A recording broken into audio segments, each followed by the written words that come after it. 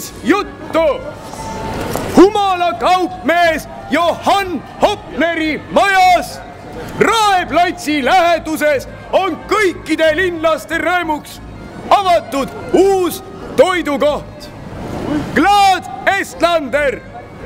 Siin on elustunud vana hea Rootsi aeg, mil kanad munesid kuldmune.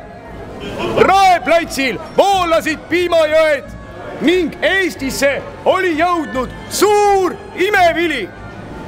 Kartul. Tulgu kõik õnnelikud eestlased Glad Estlanderisse, sest kui kõht on head toitu ja mõdu täis, on ka meel rõõmus. Iseäranis tuleb lustida 31. detsembril.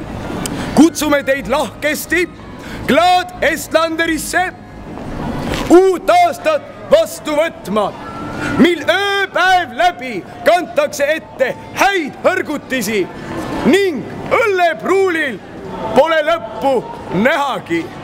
Tere tulemast!